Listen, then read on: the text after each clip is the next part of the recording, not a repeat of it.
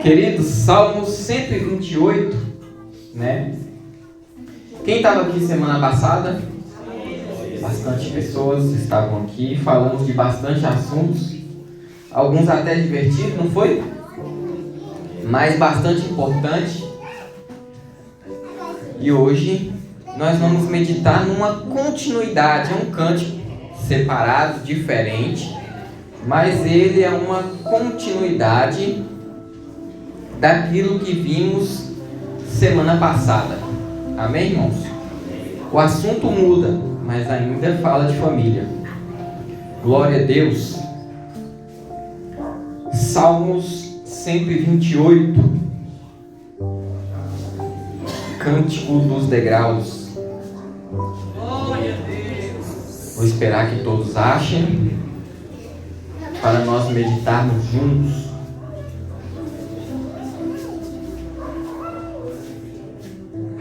Diz assim o texto. Não, ainda eu vou esperar os irmãos achar. 128. Louvado seja Deus. Diz assim: bem-aventurado aquele que teme ao Senhor e anda nos seus caminhos, pois comerás do trabalho das tuas mãos, feliz serás e te irá bem. A tua mulher será como videira frutífera aos lados da tua casa, os teus filhos como plantas de oliveira à roda da tua mesa. Eis que assim será abençoado o homem que teme ao Senhor. O Senhor te abençoará desde Sião, e tu verás o bem de Jerusalém em todos os dias da tua vida, e verás os filhos dos teus filhos, e a paz sobre Israel. Amém? Senhor Deus e Pai que está no céu, meu Deus, obrigado por essa quinta-feira, obrigado por essa palavra, pela oportunidade de estarmos aqui aprendendo da Tua palavra, meu Deus, porque haverá um dia, meu Deus, em que o povo buscará por conhecimento e não achará, assim como está escrito em Daniel capítulo 12, Senhor. E nós estamos aqui, meu Deus, e nós queremos nos certificar de que a Tua palavra está sendo guardada no nosso coração para não pecarmos contra Ti. Nessa noite pedimos, abra a nossa mente para entender e aprender, e mais uma vez usa o Teu servo. Podeis assentar. Adore ao Senhor com palmas bem alegres para Jesus. Glória a Deus. Queridos, esse salmo, ele é um salmo que não é diferente do outro, né? Que ele fala do mesmo assunto. O assunto aqui é uma bênção, né? Que ela atua em todas as áreas, desde a mocidade até a velhice. É uma bênção de Deus que vai atuar desde a mocidade do homem até a sua velhice. É um salmo para o homem, amém? É um salmo que ele é destinado para o homem, é tanto que é escrito para o sexo masculino, né? Mas as mulheres, obviamente, não vão deixar de aprender, não vão deixar também, né, de ter conhecimento dessa bênção de Deus. E ele está aqui no 128, né, muito bem localizado depois do Salmo 127, que fala de família. Ele também está ou seja, ele está no meio dos cânticos litúrgicos que fala de família. Nós estávamos há várias semanas atrás, nós começamos no Salmo 120. E o Salmo 120, ele fala daquela situação muito triste do povo de Deus na Babilônia, né? Quando Nabucodonosor ele cerca Jerusalém e leva o povo de Deus para a Babilônia, o povo se vê diante de uma situação muito complicada, fora da sua terra, e chega num lugar sem nada, né? Com um povo que é terrível, né? No último versículo do Salmo 120, o salmista ele diz assim: eu sou da paz, mas isso é eu falando. Eles, porém, estão em guerra, ou seja, estava no meio de um povo terrível. Mas olha que interessante, quando Deus manda o povo dele para a Babilônia, Deus manda tem um motivo para ter mandado, tem um porquê ter mandado o povo para a Babilônia, e também o Senhor deixa através de Jeremias ordenanças, porque o Senhor ele tem um plano para aquele povo. Não é porque o povo está sendo castigado que Deus abandonou o povo. Que tem hora que a coisa aperta pra gente e a gente fala, só pode ser castigo de Deus. Deus não está vendo o que está acontecendo na minha vida, só pode. Mas não, Deus está com o seu povo ali, ó, o tempo todo, independente da situação. Imagina Deus, né, irado com o povo, tendo que mandar o povo para a Babilônia. Mas mesmo assim, ele deixa a ordenança, porque os planos que ele tem para aquele povo é plano bom. Vamos ver Jeremias 29? Jeremias 29, um pouco mais à frente. Jeremias 29, nós vamos ver do versículo 4 até o versículo 14. Nós vamos ver que tem um motivo. Foi Deus que transportou o povo. Deus mandou o povo ficar esperto e deixou as ordenanças do que o povo tinha que fazer. E falou que o próprio Deus falou, eu tenho um plano para vocês. Nós vamos ver isso agora. Em um texto pequeno, de 10 versículos, a gente vai ver isso tudo. Versículo 4 do capítulo 29. Diz assim: assim diz o Senhor dos Exércitos, o Deus de Israel, a todos os que foram transportados, que eu fiz transportar de Jerusalém para Babilônia. Quem transportou o povo? Foi Deus. Foi Deus que... a gente fala que Nabucodonosor levou o povo para Babilônia, mas Deus está falando aqui que foi ele. Ou seja, tudo no controle dele. Versículo 5. A ordenança que Deus tem para o povo: edificai casas e habitai-as. Não só fazer a casa, mas morar nela. Plantai jardins e comei o seu fruto. Tomai mulheres e gerai filhos e filhas. Tomai mulheres para os vossos filhos e dai vossas filhas a maridos, para que tenham filhos e filhas. Multiplicai-vos ali e não vos diminuais. Olha só, vamos dar uma pausa aqui? Presta atenção no que eu vou falar. Semana passada eu falei que Salomão falou para ter um bocado de filho. Não falei? Agora aqui é Deus falando para o povo que ele transportou para a Babilônia.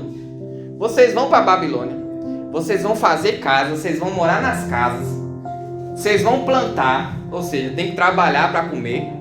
Lá na Babilônia tem que trabalhar para comer. E vocês vão gerar filhos. Não é diminuir a família, é para a família o quê? Aumentar. Não pode diminuir a família. Eu falei semana passada e eu defendi o argumento de que as famílias elas têm que ter bastante filho. E, irmãos, depois que eu fui para casa eu pensei em bastante coisa.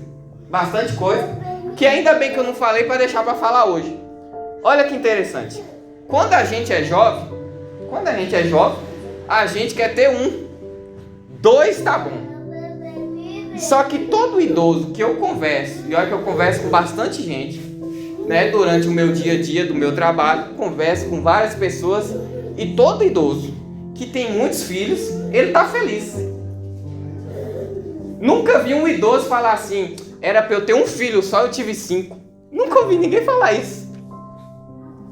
Por quê? Porque ter bastante filho é bom, só que o problema é que quando a gente é jovem, falta muitas vezes paciência, né? Falta muitas vezes recurso, falta muitas vezes, né, aquele desejo de ver a casa cheia, mas chega uma hora que lá na frente a pessoa para e pensa assim, eu queria ter mais. Sim ou não? Eu tenho 2 filhas, eu parei nas 2, não foi porque eu quis, mas foi por conta da saúde da minha esposa, né? Ela sabe que eu teria fé de ir até o 3º, né? E talvez na velhice eu ia falar assim, eu queria ter ainda mais, eu devia ter tido mais, mas eu prefiro ter 2 e a minha esposa do que ter 3 e não ter a mulher. Claro? Então, Por isso que eu defendo o argumento, mas a minha fé era até 3, mas eu já parei por aqui, para os irmãos não ficarem assim, eu quero ver se ele vai fazer mais. Não, já encerrou. Amém? Então, também antigamente tem a questão seguinte, por que Salomão defende esse ponto? E todo mundo antigamente concorda com ele, e é uma bênção de Deus realmente, porque quando se tinha um filho, era como se tivesse um amor a mais e mais um funcionário para fazer o serviço, né? As mulheres iam ajudar as mães nos serviços domésticos da casa, e os filhos iam ajudar os pais no serviço pesado da terra. Então era bom negócio ter muitos filhos.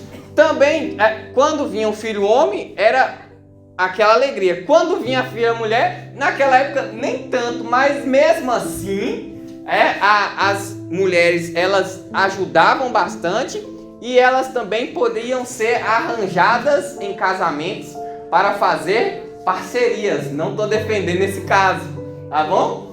Não estou defendendo isso, mas as mulheres, elas eram arranjadas aos maridos. A maioria dos casamentos não era por amor, era por arranjo. Sim? Do pai com o sogro, aí tinha um filho, então eles faziam negócios e davam as mulheres em casamento. Mas não quer dizer que todo casamento arranjado era ruim. Nós podemos ver, por exemplo, um negócio entre Jacó e Labão, né? E por Raquel, e o amor dele era por Raquel. Era amor. Casamento arranjado, mas tinha amor. O mesmo, a gente vê, por exemplo, os maridos naquele tempo com muitas mulheres, mas tinha amor. Ana não podia dar filhos, mas era uma mulher muito amada por seu marido, né? Então, não tinha ausência de amor, né? Depende do arranjo também, né? Mas tinha uns arranjos que eu acredito que dava muito certo, principalmente no meio do povo de Deus ali, porque tem a bênção de Deus. É só a forma que acontecia antigamente, tá bom, irmãos? Vamos seguir o texto. Versículo 7. Procurai a paz da cidade para onde vos fiz transportar.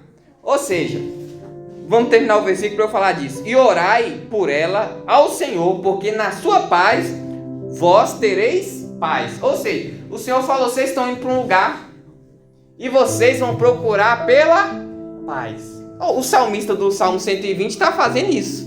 Ele está orando para o Senhor por conta daquele povo terrível. Olha ele cumprindo no Salmo 120 a ordenança do Senhor. E no final ele dá a descrição. Eu sou da paz, isso aí eu falando, mas eles estão em guerra. Mas ele estava procurando pela paz. O salmista do Salmo 120 está procurando pela paz. Seguindo o texto. Porque assim diz o Senhor dos Exércitos, o Deus de Israel, não vos engane os vossos profetas que estão no meio de vós, nem os vossos adivinhos, nem deis ouvidos aos vossos sonhos que sonhais, porque eles vos profetizam falsamente em meu nome. Não os enviei, diz o Senhor. O Senhor deixou um alerta do que fazer, deixou o povo esperto com aqueles que ia profetizar, falar mentira, falar sonho que é falso. Por que tudo isso? Versículo 10. Porque assim diz o Senhor, certamente que, passados 70 anos na Babilônia, vos visitarei e cumprirei sobre vós a minha boa palavra, tornando-vos a trazer a este lugar. Passou 70 anos, eu vou aí e vou trazer vocês de volta. É o que o Senhor está falando. Ele está deixando toda a instrução, está falando o que vai fazer. Por que isso? Versículo 11. Porque eu bem sei os pensamentos que penso de vós, diz o Senhor. É pensamento de paz e não de mal, para vos dar o fim que esperais. Então me invocareis e ireis e orareis a mim, e eu vos ouvireis. E buscar-me-eis e me achareis quando me buscardes de todo o vosso coração. E serei achado de vós, diz o Senhor, E farei voltar os vossos cativos, e congregar-vos-ei de todas as nações e de todos os lugares para onde vos lancei, diz o Senhor, e tornarei a trazer-vos ao lugar de onde vos transporteis. O Senhor deu a instrução todinha nesses 10 versículos aqui de tudo acerca do cativeiro da Babilônia. Quando o povo volta, né, nós vemos no texto de Salmos esse cântico, aquele que cumpriu, aquele que persistiu em seguir a lei de Deus, em seguir a ordenança de Deus, essas bênçãos do Senhor estão sobre a vida dele. Aquele que persistiu. Vamos ler o versículo 1. Bem-aventurado, versículo 1 do Salmo 128. Bem-aventurado aquele que teme ao Senhor e anda nos seus caminhos. Para aquela época, para aquele tempo, aqui está falando da lei. O que é temer o Senhor e andar nos seus caminhos? Para aquela época, é andar na lei e não fazer aquilo que a lei não manda fazer. Ou seja, não se desviar da lei do Senhor. Andar no caminho certinho e cumprir com todas aquelas ordenanças de circuncisão, circuncidar os filhos, ensinar os filhos o caminho do Senhor, tanto quando estiver caminhando com o filho, tanto na mesa, tanto na hora de dormir. A ordenança da lei é essa: ensinar o filho de manhã, de tarde e de noite os caminhos do Senhor. A lei de fazer o sacrifício, a lei de cumprir toda a lei, tudo que tinha para cumprir. Tudo que vocês sabem aí que é da lei, né, que as mulheres tinham que ir para fora do arraial naquela época. Toda aquela lei que o Senhor deixou para Moisés tinha que ser estritamente cumprida. E para cumprir aquela lei, a pessoa tinha que ser muito temente a Deus. Porque é muita coisa para fazer. É muita coisa. Então, a pessoa, para cumprir toda aquela lei, ninguém conseguiu, só Jesus, mas o interessado em cumprir aquela lei, cumpria por temor a Deus. E olha a história do povo. A história do povo é um Deus que deixou a ordenança e andou com o povo no deserto. Deus andou com o povo no deserto. Era aquela nuvem andando, guiando o povo pelo deserto. Então o povo olhava para aquela nuvem e falava: eu tenho que cumprir. O Senhor está aqui. Mas mesmo assim tinha aquela época que o povo reclamava da carne. Falava que no Egito eles tinham isso, tinha aquilo. Ou seja, nem todo mundo temia ao Senhor. Nem todo mundo andava nos seus caminhos. Aplicando para nós, quais são os caminhos do Senhor? Primeiro, tem que haver uma conversão. Não existe andar no caminho sem primeiro receber o caminho, né? A gente hoje anda pelo caminho espiritualmente porque recebemos Ele no nosso coração, aceitamos a Cristo e fazemos de tudo para cumprir com a palavra de Deus, mesmo sendo falho, mesmo falhando, mesmo tropeçando, mas a gente busca andar no caminho, sim ou não? O povo que busca andar no caminho veio? Está aqui o povo que busca andar no caminho? Amém? Também fala de temor.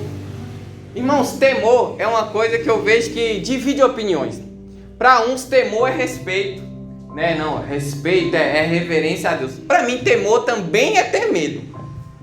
Para mim, temor a Deus também é ter medo.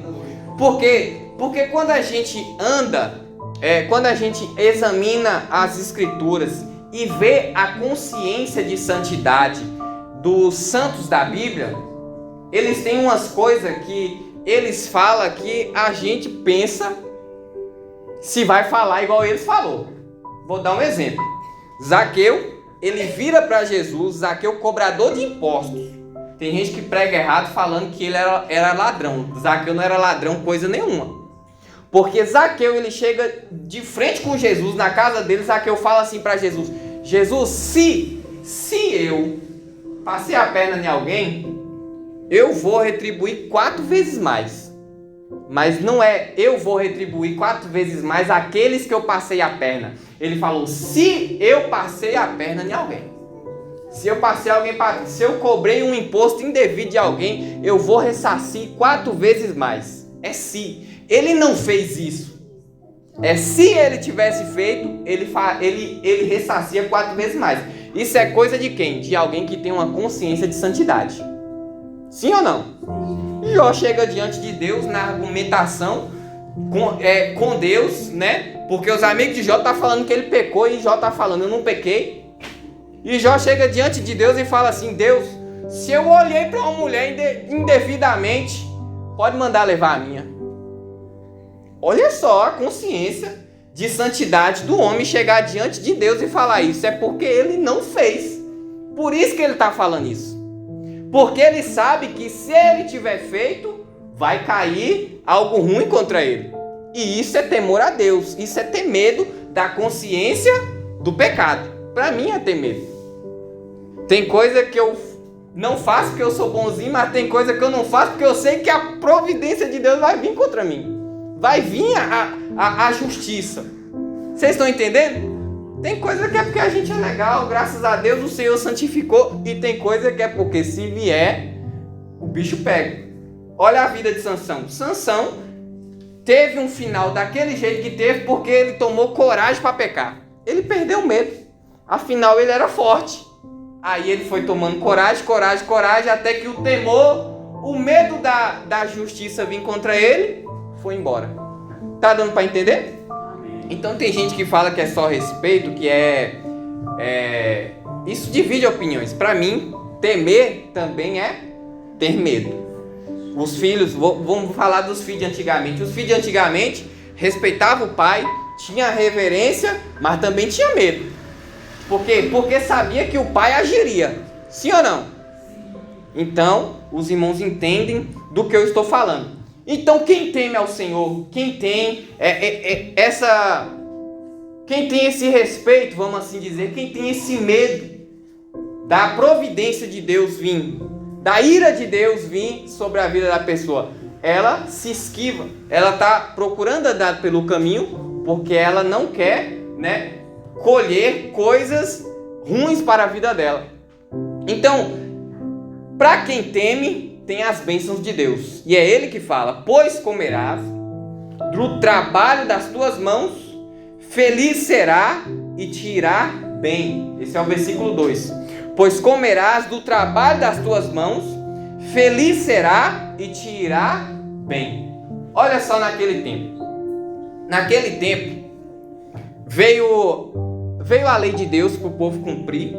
E o povo que tomava coragem para pecar, quando o povo tomava coragem assim para pecar mesmo, para idolatrar, para fazer as coisas erradas, o Senhor, quando deixou a lei as bênçãos e deixou também as coisas ruins que ia acontecer quando aquele povo desobedecesse a Ele.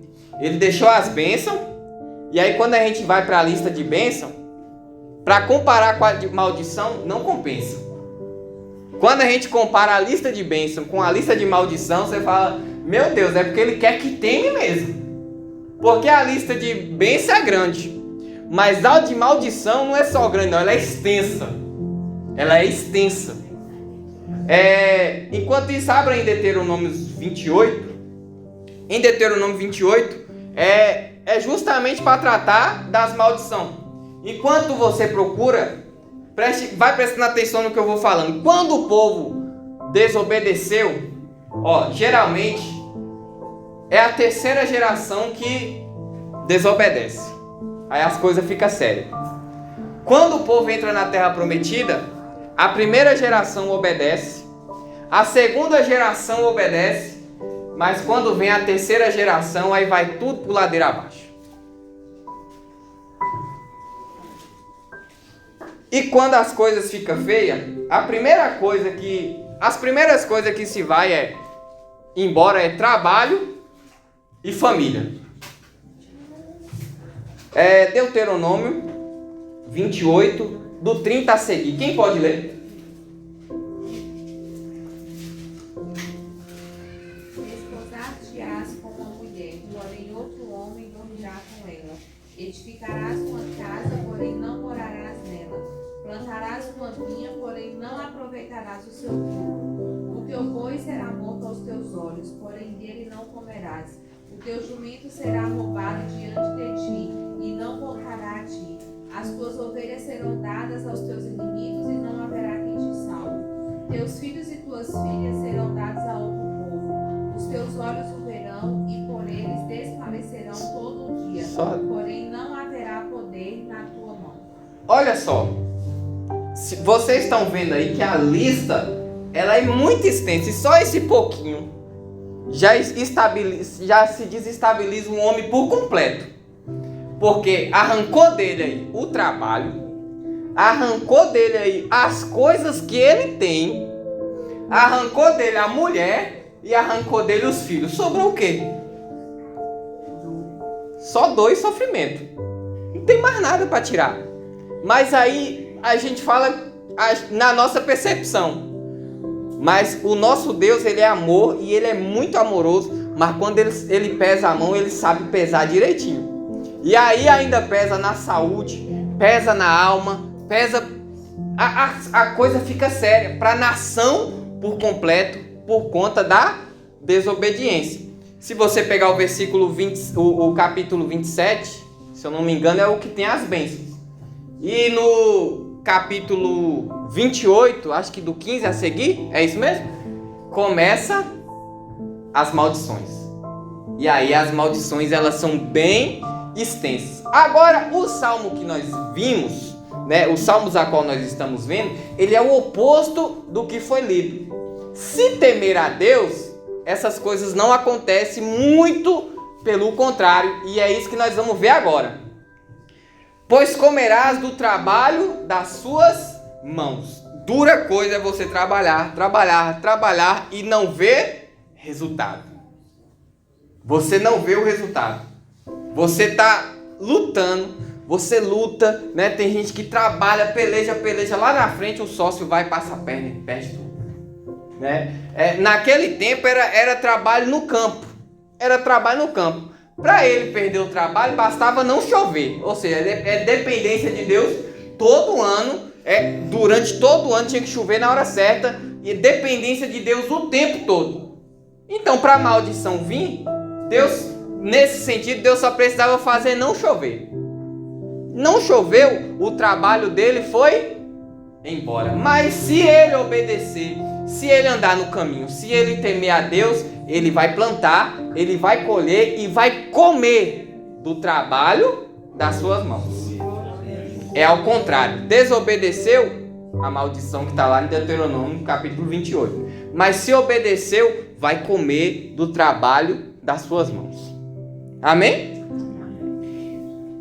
A continuação, feliz será. Por quê? Porque aqui, como é para homem, as irmãs também vão entender isso, mas como é para homem, coisa boa é quando o homem trabalha e vê o resultado. Sim ou não?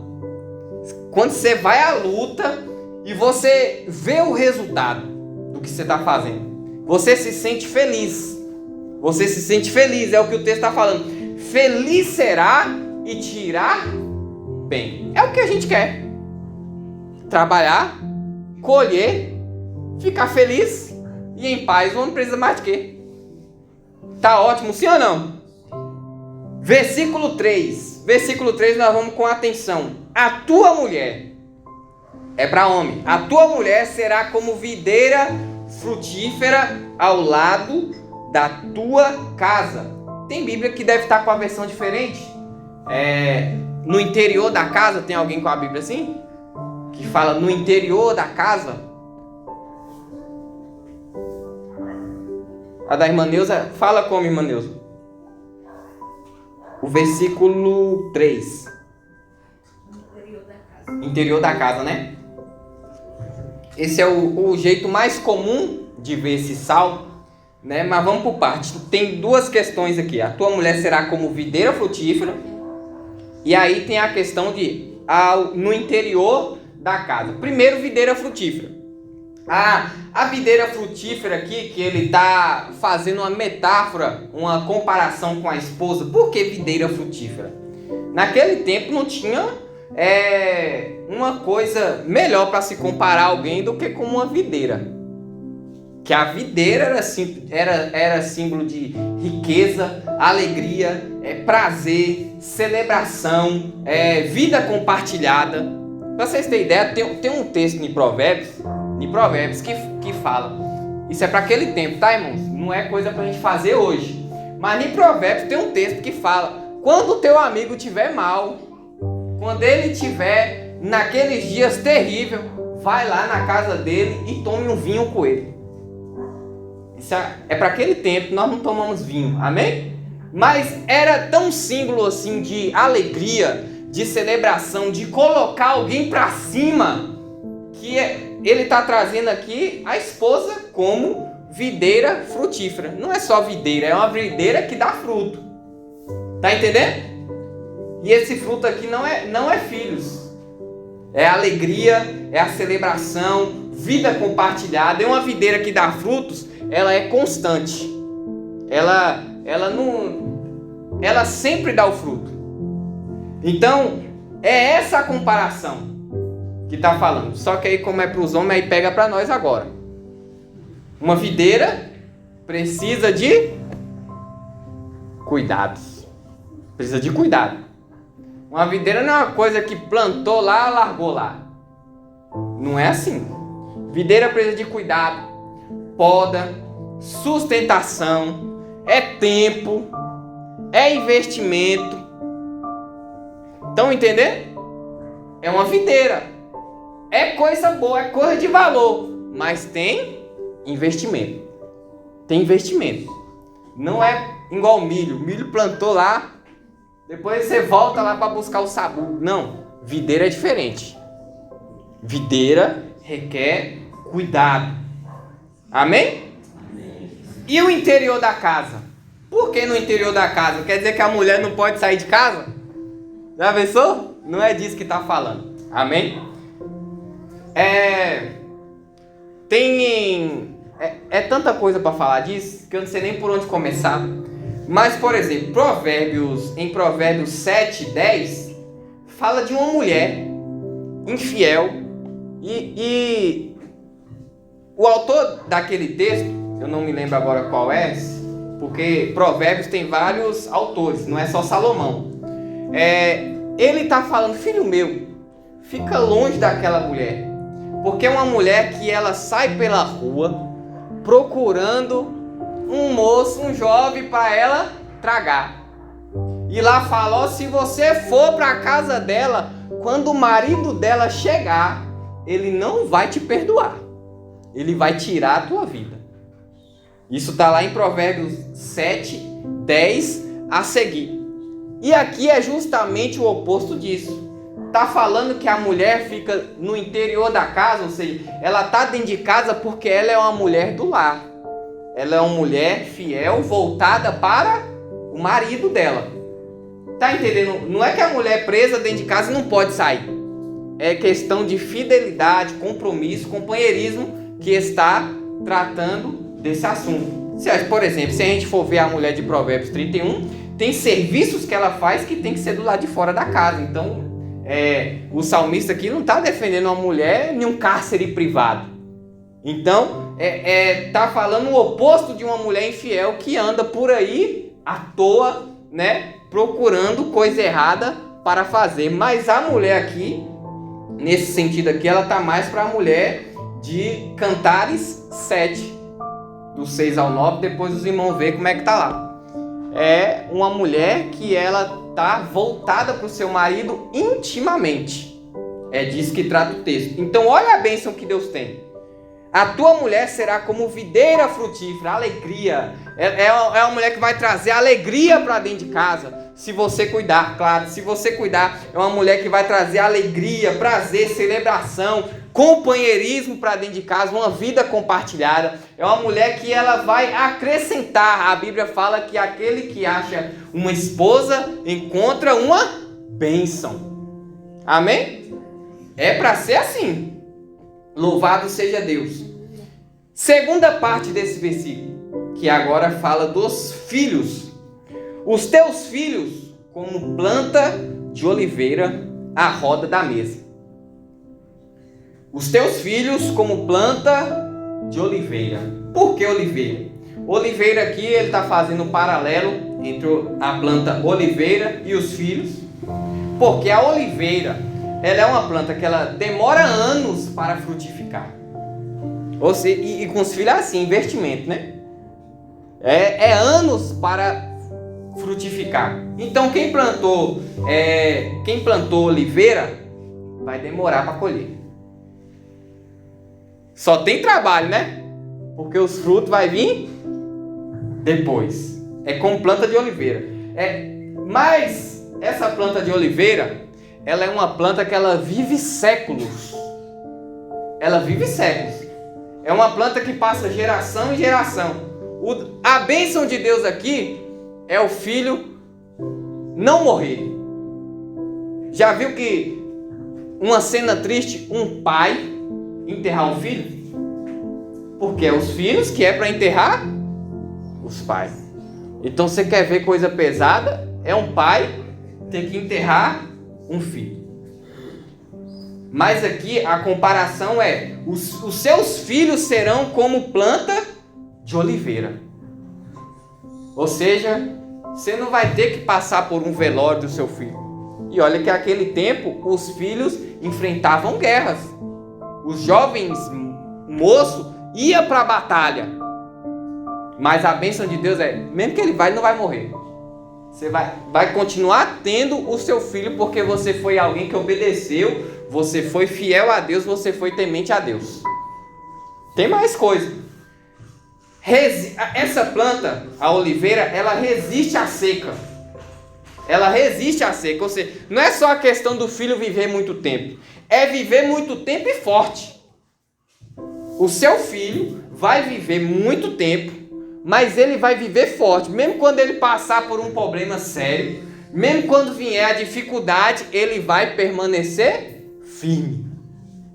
Olha a imensidão das bênçãos. É um simples trocadilho, né? Uma simples frasezinha, mas que quando a gente analisa o que o salmista está falando, ele está falando de algo profundo, de uma bênção que é imensurável. E tem outra coisa. Essa planta, mesmo quando ela é cortada, ela brota de novo. Mesmo se o seu filho vai viver muito, vai ser um filho forte, e mesmo se ele passar por um problema, seja lá uma doença, um ataque, ele vai permanecer, ele vai ficar bom novamente. Isso aqui é saúde. Isso aqui é saúde, coisa que nós queremos para a nossa família, para o nosso filho, sim ou não? Sim. Agora vem a questão, né, que é algo importante para nós. É ao redor da mesa. Vamos ler o versículo de novo? Como planta de oliveira, a roda da tua mesa. Ou seja, do mesmo jeito que para a mulher a comparação é de uma videira frutífera, né? E essa videira ela tem que ser cuidada, tem que ter cuidado. A mesma coisa, a roda da tua mesa aqui é a mesma questão. Tem gente que coloca o fim no mundo e larga para lá. Muitas vezes os outros que criam, né? Tem muitos casos assim nos dias de hoje. Vou falar de outra coisa. Tem gente que cria, os filhos até tá perto, até tá dentro de casa, mas ninguém tá se vendo. Tá cada um para um lado. O filho tá lá no quarto, um outro tá em outro lugar, no outro quarto. O pai tá num canto. Não, aqui tá falando a roda da mesa. Por que a roda da mesa? A roda da mesa é um dos lugares e momentos mais importantes da família. Talvez o mais importante da família é a roda da mesa. Parece que não, mas o simples fato do pai ou a mãe ensinar o filho a sentar, comer ali com seu garfo, com talher, não, faz assim, isso é pura educação. Quando a gente está ali sentado à mesa, estou dando um exemplo ainda bem raso, mas quando estamos ali na mesa ensinando os nossos filhos a comer, a se comportar, senta direito, é todo dia a mesma coisa, senta direito, pega no garfo assim, não faz isso, isso não é só aquela educação para comer. Não, a educação do comer, ela não está limitada somente ao comer. Aquela educação do sentar na mesa, ela está valendo para os outros lugares também. Porque se come de qualquer jeito, nos outros lugares vai ficar de qualquer jeito. Mas se tem um comportamento à mesa de respeito e educação, pode ter certeza que nos outros lugares isso também vai se expandir. Agora eu não estou falando que o ensinamento da mesa ele exclui os demais ensinamentos. Não, tem que ser tudo. Mas por que aqui a roda da mesa? Porque também a roda da mesa é um lugar de respeito, reverência, mas também de muita alegria e conversa, de compartilhar, né? Na hora de comer também é uma hora sagrada. Então, a roda da mesa quer dizer alegria, quer dizer família junta, mas também quer dizer que é um determinado lugar de ordem. Sim ou não? Ninguém come jogando comida pra cima porque tá alegre. Sim ou não? Você já viu uma família comer jogando a comida pra cima? Ei, que alegria jogando. Não. Ali tem alegria, mas tem o quê? Ordem. Ordem e decência para comer, sim ou não? E a questão da comida ela é importante, tanto que se a gente for ligar essa questão de comer com o jejum, com demais disciplinas, a gente vai ver quão importante é esse momento da comida. Esse povo aqui é um povo que naquela época a família ficava junta. O pai com os filhos no trabalho, a mãe com as filhas em casa. Se esse povo visse como é nos dias de hoje, cada um para um lado, esse povo aqui ia ficar abismado como as coisas são hoje. E eu vou te dizer, dá trabalho passar o dia inteiro ali com os filhos em volta. Eu e Binha, a gente faz de tudo para não deixar Helena assistir. Mas não é brincadeira. Para eu conseguir estudar isso aqui hoje, foi a tarde inteira. E Helena, ela me pede uma coisa: pai, pinta aqui comigo. Pai, eu quero sentar aí com você. Foi a tarde inteira. E quando foi 7 horas, eu ainda estava escrevendo esse papel aqui, ó. E eu comecei 1h da tarde. Toda quinta-feira eu não trabalho de tarde para me dedicar. E 7 horas da noite, eu ainda estava escrevendo aqui. Porque não é brincadeira. Para manter o filho hoje sem assistir, não é fácil. Mas a gente tem que se esforçar, porque os filhos têm que estar à nossa volta. Não só à volta da mesa, mas em todo momento os filhos têm que estar perto dos pais e não perto da tela o tempo todo. Sim ou não? Então isso aqui é outra bênção que o Senhor tem para aquele que teme ao Senhor. Os filhos juntos, filho perto. Mas também ainda tem outra questão. Os filhos à mesa quer dizer que os filhos estão próximos. A maldição que a gente viu em Deuteronômio, o oposto disso é: o povo de outra terra vai vir e vai buscar teus filhos. Então tá vendo o oposto? A bênção de Deus aqui, família reunida. Mas a maldição vem um povo de outra terra e leva os seus filhos. Então é melhor obedecer. Isso é uma coisa que chega a ser terrível de se pensar, né? Vir alguém de fora e roubar os seus filhos. Como é que a gente para assim? Se Deus falasse isso pra mim, nós corríamos para obedecer, sim ou não? Já pensou Deus falar assim: você faz isso ou eu tomo seus filhos? E o povo ainda tinha coragem de idolatrar naquele tempo, de fazer outros altares para outros deuses. Mesmo assim, com essa ordenança na lei, na Torá, que era o texto mais importante da época para aquele povo, muitos tinham coragem ainda de pecar. Olha como a coisa é séria, como o pecado, ele é algo sério. Vamos ao versículo de número 4. O versículo de número 4 é a confirmação para o homem, confirmação da bênção. Eis que assim será abençoado o homem que teme ao Senhor. É assim que vai ser abençoado. Então vamos lá, o trabalho dele vai ser abençoado. A esposa vai ser uma bênção, não vai ficar com a cara fechada para ele. Os filhos vai estar sempre perto. O lar tá na graça, sim ou não? Pelo menos dentro de casa tá tudo certo, sim ou não? Família está abençoada. Eis que assim será abençoado o homem que teme ao Senhor. Ele está garantindo aqui que vai ser. Ele está confirmando pela segunda vez que vai ser assim. Lá em cima ele falou: feliz será, bem-aventurado aquele que teme ao Senhor e anda nos seus caminhos. Ele fala a bênção é para o trabalho, para a esposa, para os filhos, e aqui ele confirma: assim será, né? Assim será abençoado o homem que teme ao Senhor. Confirmou pela segunda vez. E no versículo 5, o Senhor te abençoará desde Sião, e tu verás o bem de Jerusalém em todos os dias da tua vida. Olha que importante isso. Olha que importante isso. A gente ama o Brasil, sim ou não? A gente gosta do Brasil. Eu acho para mim que o Brasil é o melhor lugar para se viver. Por exemplo, se falar para morar em outro país, tem uns países que tem umas coisas impressionantes, mas não vai ser bom igual aqui.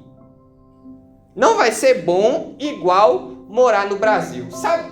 Você tem esse sentimento? Quem tem esse sentimento? O Brasil é o melhor lugar para se viver. Esse sentimento é 10 vezes mais no judeu. A gente ama o Brasil, mas a gente não ama Israel igual o judeu ama. Porque ali foi uma terra que foi prometida por Deus.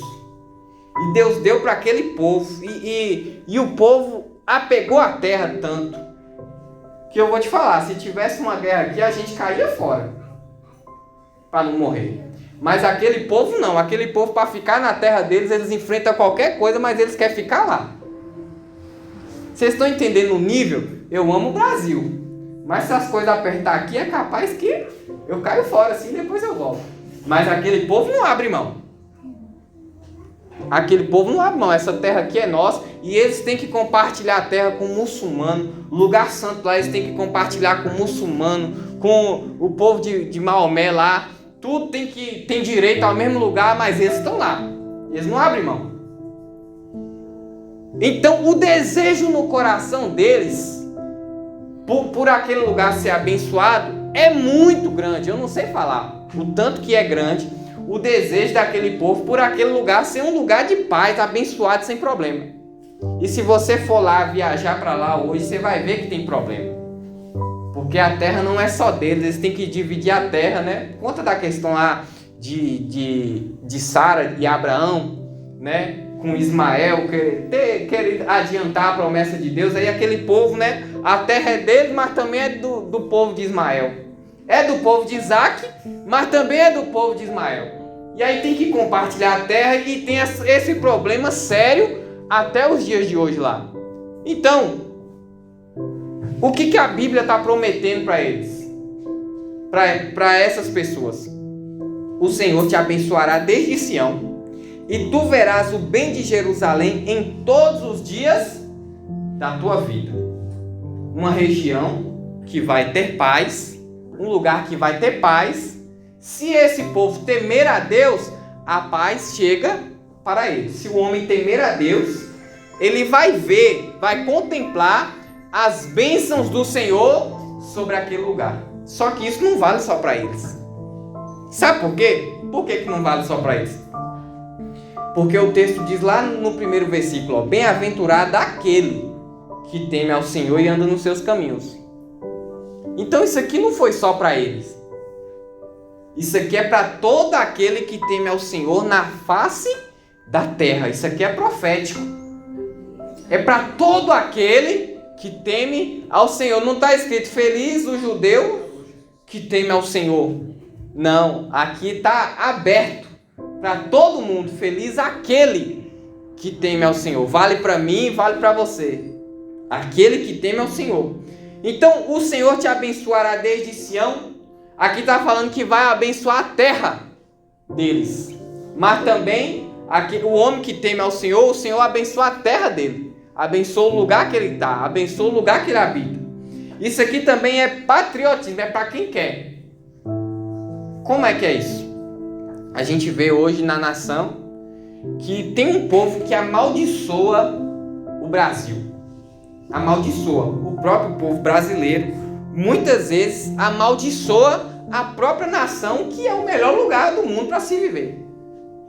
E isso é terrível.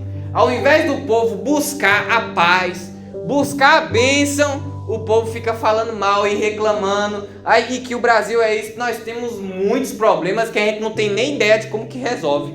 Mas esse lugar aqui é uma bênção. Você chega ali, você vai numa praia. A praia mais linda do mundo é aqui no Nordeste. Não tem uma praia tão bonita como aqui tem no Nordeste. E mesmo assim não tem valor para o povo. Aqui é um país extenso. A gente tem água à vontade. A gente pode tomar 3 banhos, 4 banhos por dia se quiser. Tem gente que em outros países só toma 1 por mês. Mas também não sei se é por falta de água. Mas aqui a gente toma esse tanto de banho porque tem água de sobra. Porque quando vem um racionamento tem que tomar um banho rapidinho, sim ou não? E nós temos água à vontade. Um clima diferenciado, um clima abençoado. Que se a pessoa gosta de calor, sobe para o Nordeste. Se a pessoa gosta de frio, é só descer para o Sul. Se a pessoa gosta de um clima perfeito, é só ficar em Vitória da Conquista mesmo, que já tá bom demais. Nós estamos na bênção.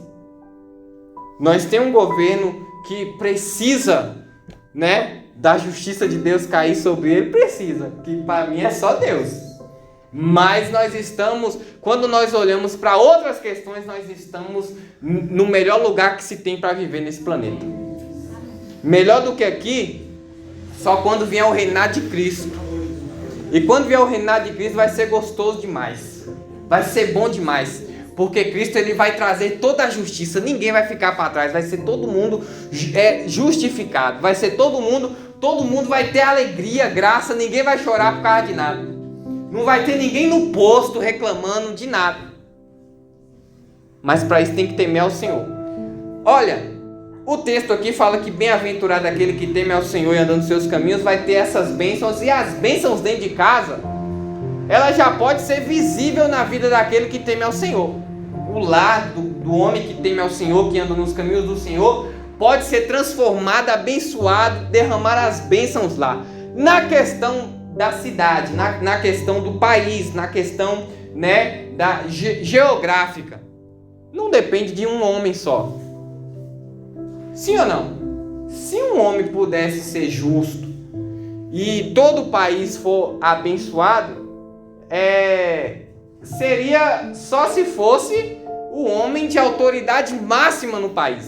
E numa república não funciona assim. Numa república pode ter 2 bons lá dentro, mas se tiver 500 que não presta, as coisas não mudam. Mas tem uma questão. Ainda que ele não veja esse homem temente a Deus, ainda que ele não veja a bênção da sua cidade, ainda que ele não veja a bênção do seu país, um dia, quando Jesus reinar, ele vai ver. Então a promessa ela não é vazia.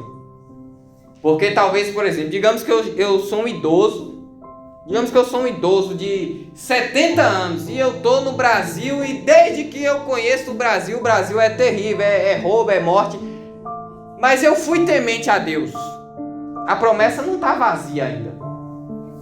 Porque um dia o Senhor voltará e ele ainda assim reinará por 1000 anos nessa terra. Deu para entender? Então essa promessa ela pode ser para hoje, mas também ela pode ser para amanhã, futuramente. Versículo de número 6. Versículo de número 6. Vamos acompanhar. E verás os filhos de teus filhos e a paz sobre Israel. Passou voando o tempo, né? Aqui a promessa era comerás do trabalho da sua mão, ou seja, o homem aqui ele ainda está forte para trabalhar, né? Ele está cheio de força, ele trabalha lá no campo, ele estava forte, e aí Deus dá uma bênção para ele, que é o que? Uma esposa. A esposa que vai ser como uma árvore frutífera, ou seja, vai trazer alegria, e vai vir, dessa árvore frutífera vai vir muitos filhos, e os filhos por perto.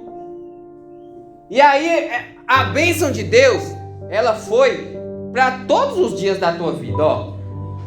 De Jerusalém em todos os dias da tua vida. Então, esse homem, ele viveu temente a Deus e ele envelheceu com a bênção de Deus.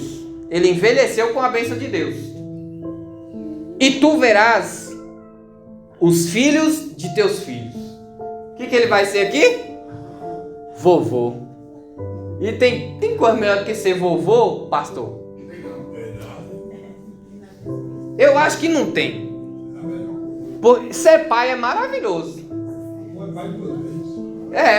Mas ser avô, você está vendo o fruto do fruto. Você está vendo a bênção dobrada. Já foi bom na época que você estava com os filhos, agora você está vendo os filhos e os netos. Vocês estão entendendo? Para ele ser vô, confirma o que eu falei. Nenhum filho morreu. O filho não morreu. O filho ficou forte. Teve filhos e o avô viu os netos.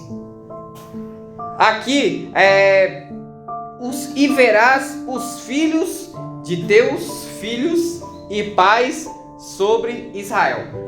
Vamos voltar agora um pouco lá para o que Deus mandou o povo fazer. Deus falou, estou transportando vocês para a Babilônia. Lá na Babilônia é para vocês fazer casa, morar na casa, plantar para vocês comer e fazer filho adoidado. E lá vai ser difícil, mas vocês vão fazer o quê? Vocês vão orar. E mesmo que vocês estão num lugar terrível, vocês vão me chamar e eu vou atender vocês. Olha o Salmo 120 como é que começa. Na minha angústia clamei ao Senhor e Ele me ouviu. Olha só, o povo foi para a Babilônia, mas teve que no caminho pelo menos se endireitar e temer a Deus, porque a ordenança de Deus ainda era uma ordenança de continuidade. Não era de castigo e falar assim, agora vocês vão morrer, não. Eis que tem, eu é que sei os planos em que tenho para vós, diz o Senhor, e são planos de paz, para vos dar o fim que espera. Qual é o fim que espera? Eu espero ver os filhos, os meus filhos, no caso das minhas filhas. O fim que a gente espera é esse, ver os netos.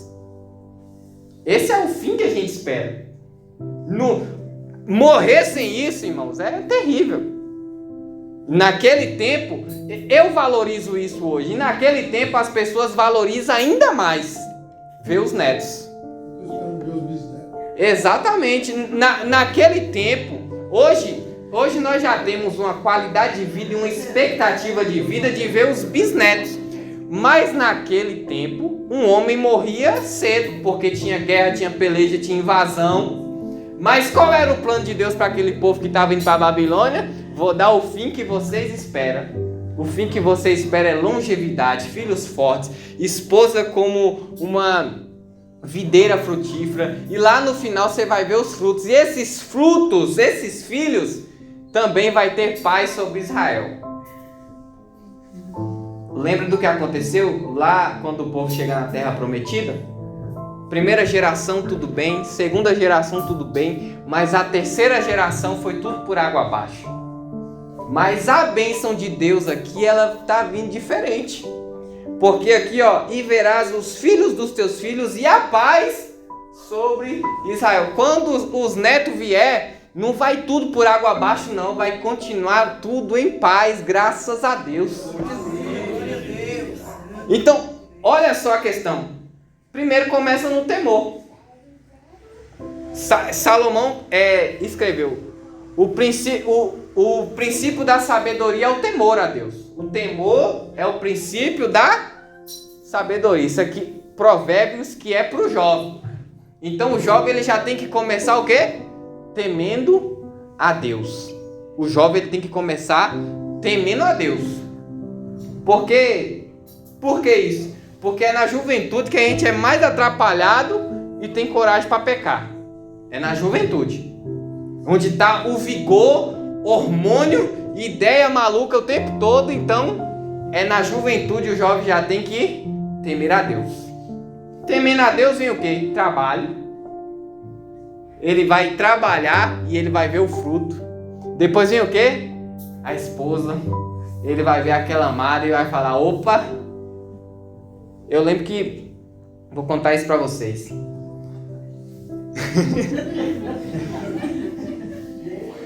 Eu sempre fui muito amigo de Vinha, muito amigo mesmo.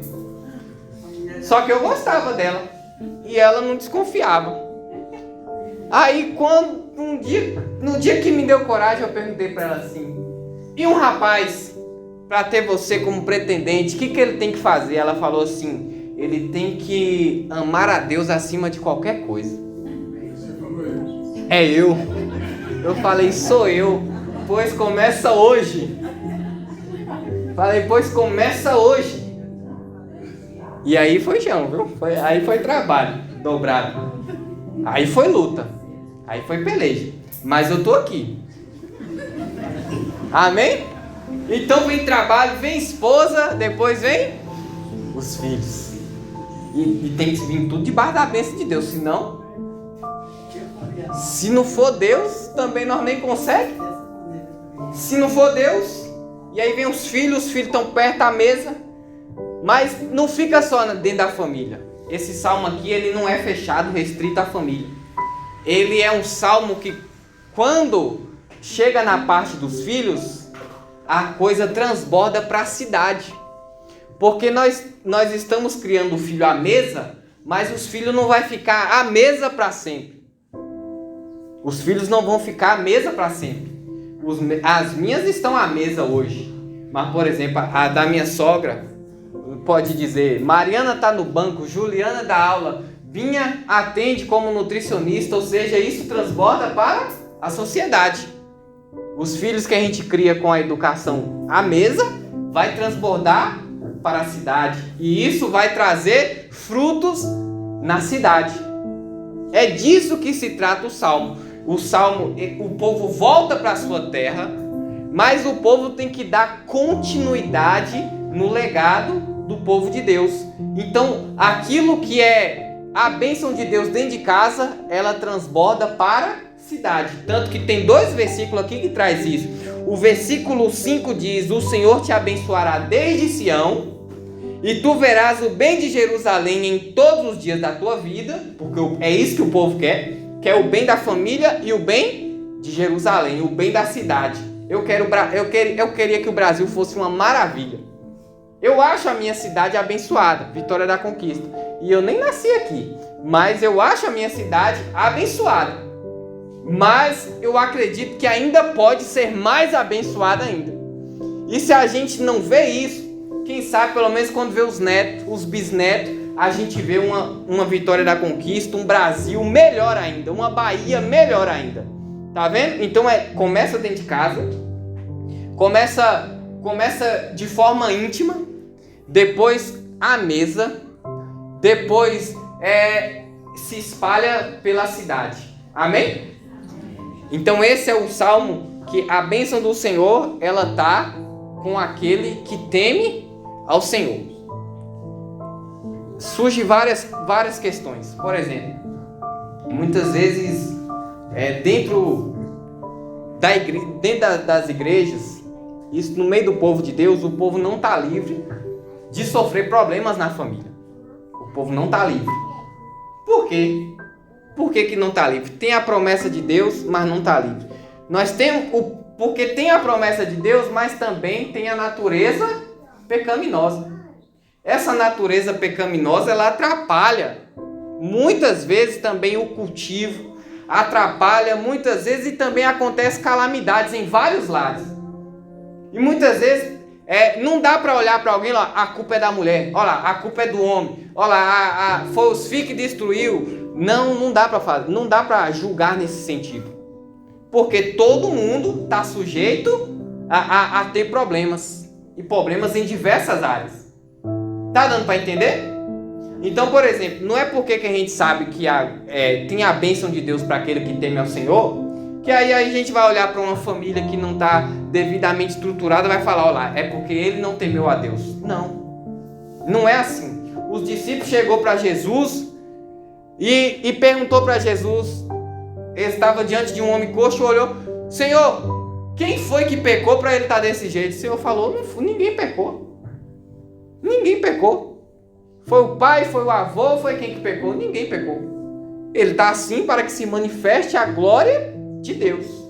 Então não importa a questão pecaminosa que ocorreu em uma família. Isso é muito sério da gente entender. Não importa. Porque diz o Senhor, porque eu é que sei os planos em que tenho para vós, diz o Senhor, e é planos de paz. O plano do Senhor para todas as famílias é o quê? Isso aqui. E Ele pode restaurar, Ele pode trazer a bênção, Ele pode trazer todas essas bênçãos aqui sobre a vida daquele que teme ao Senhor, independente da situação que está. E também independente do pecado que cometeu, o Senhor também pode ter misericórdia e restaurar. Amém? Então isso aqui é para quem teme ao Senhor, mas é o plano de Deus para todo mundo, porque foi Deus quem criou Adão e Eva, Deus quem instituiu a família. Então o plano de Deus para a vida do homem e da mulher é esse aqui. Amém? Que Deus abençoe. Se alguém tiver alguma pergunta, alguma dúvida, quiser acrescentar, pode ficar à vontade. Alguém quer falar alguma coisa? Eu só entendi aquele lá que você pegou semana passada, falou do pão do mal. Falou o pão do mal? O pão de dores. Pão de dores. Isso. Ah, pão das dores é o trabalho sofrido. O homem ele teve a maldição, né, antes era só chegar no jardim, pegar a maçã e comer. Tava tudo prontinho. Era só cuidar das plantas ali, mas o alimento já estava pronto. Mas aí, devido ao pecado, o homem foi expulso do jardim e falou: agora você vai ter que arar a terra para você comer. Esse é o pão de dores. Pão de dores é viver essa maldição. A gente hoje, a gente vive tendo que trabalhar, mas a gente não vive o pão de dores, porque a gente vive com Deus abençoando. O entendimento nosso eu estou trabalhando, mas a providência está vindo de Deus. Igual no deserto. No deserto o povo tinha que caminhar e era Deus que provia. Hoje a gente trabalha, mas se não for o Senhor, a gente vai viver igual aqui, ó. Não vai comer do trabalho das tuas mãos. Planta, planta, planta e não colhe. Ou vai comer, ou vai colher só um pouquinho, que aí é o pão de dores. Trabalhou e vai comer quase nada do que trabalhou. Porque eu já tinha visto esse salmo, aí eu fiquei sem entender, aí sobre Isso. Aí o pão de dores é justamente essa pessoa que ela tá lutando, mas na hora de colher ou não colhe, ou colhe muito pouco e vê que... Isso. Vou dar um exemplo. Tem gente que ganha 10 mil, 10, 20 mil e vive uma vida terrível financeiramente, mas ganha bem. A gente pode falar que é bem, né? Acho que nem 20 mil tá pouco hoje pro tanto caro que tá as coisas, né? Mas vamos dizer, tem gente que ganha muito bem, mas, por exemplo, não consegue ter nada. Enquanto tem gente que ganha bem pouquinho, mas é uma bênção, né? É uma bênção a vida financeira da pessoa. Então, essa é a questão do pão de dores. Ela é independente do que a pessoa ganha. Não é pão de dores ganha pouco e o abençoado é o que ganha muito. Não, pode ser o abençoado que ganha pouco, mas esse pouco é muito. E o que ganha muito também pode ser sem a bênção de Deus, e o tanto que ganha não dá, não é suficiente. Deu para entender? Mais alguma dúvida? Legal lá no meu trabalho, né? A gente ganha o mesmo salário. Todo mundo lá. Aí tem uma minha colega, ela disse pra mim, mas por que você tem dinheiro e eu ganho o mesmo todo dia, eu não tenho nada? Aí eu falei, Deus segredo, Deus abençoa. Pois é, é dessa forma. Então vamos ficar de pé, vamos receber o pastor, vamos fazer uma oração e receber o pastor. Vamos apresentar nesse momento a nossa família e pedir essas bênçãos do Senhor ainda mais sobre a nossa casa, amém? Eu sei que a família dos irmãos são abençoados, mas nós vamos orar e vamos pedir para que Deus derrame ainda mais essa chuva de bênção sobre a nossa casa, amém? Senhor, meu Deus e Pai que está no céu, meu Deus de graça, Deus de misericórdia, nessa hora de oração, meu Deus, eu quero apresentar a minha família e a família dos irmãos, meu Pai, que estão aqui. Pedir, meu Deus, que o Senhor venha, meu Deus, derramar essas chuvas de bênção, meu Deus, que a Tua palavra tem, meu Pai, que a Tua palavra tem, meu Deus, para nós, e que se eu ou se algum irmão que está aqui, meu Deus, não está vivendo de acordo, não está vivendo no temor, não está, meu Deus, no caminho da forma que é para estar, meu Deus, que o Senhor venha nos alertar, corrigir, que o Senhor venha, meu Deus, nos endireitar para nós não ficarmos de fora, meu Deus, da Tua bênção, meu Pai, não ficarmos de fora dessa bênção que o Senhor tem para a nossa família, meu Pai. Meu Deus, que o Senhor venha, meu Deus, trazer essa bênção sobre a nossa casa, que nós venhamos alcançar, meu Deus, a vitória, que os nossos filhos, as nossas filhas venham ser fortes, meu Pai, venham ter saúde, meu Deus amado, venha abençoar essa geração, em nome de Jesus, amém e amém, Senhor Jesus. Que Deus abençoe.